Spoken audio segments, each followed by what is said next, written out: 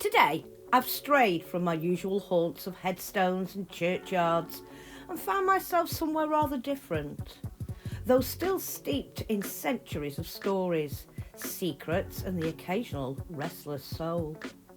This is Smithills Hall on the edge of Bolton, a place so rich in history it almost creaks under the weight of it. Parts of this house date back to the 14th century, and it's grown and evolved over hundreds of years, shaped by the families who lived, loved, plotted and occasionally suffered within these walls. Walking through Smithills is like moving through layers of time. Medieval great halls, Tudor panelling, oak staircases polished by generations of passing feet. It's a house that's seen things and remembers them. Smithills is probably most famous for its connection to George Marsh, a Protestant martyr during the reign of Queen Mary I. Marsh served as chaplain here in the mid-16th century, but his beliefs ultimately led to his arrest. He was imprisoned, interrogated and eventually taken to Chester, where he was burned at the stake in 1555. Legend says that while imprisoned at Smithills, Marsh left his mark, quite literally.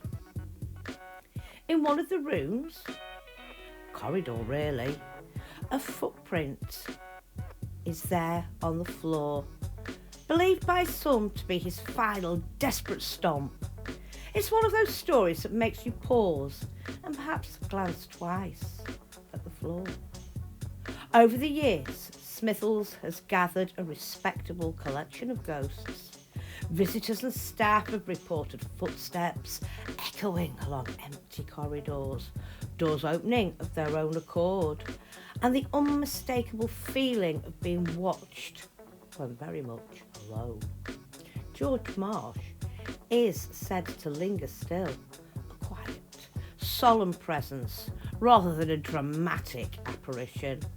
Others speak of a shadowy figure, rustling skirts, and the sense that the house is never entirely empty, no matter how silent it seems.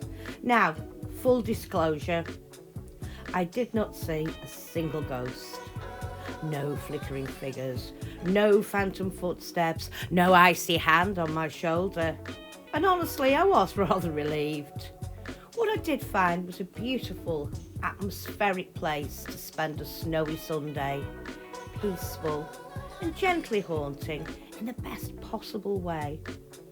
The kind of place where history feels close enough to touch, even without the supernatural making an appearance. Smithills doesn't need ghosts to be compelling. Its stories are written in the woodwork, the walls, the very air itself. Although I wouldn't rule them out entirely, some places simply wait for the right moment.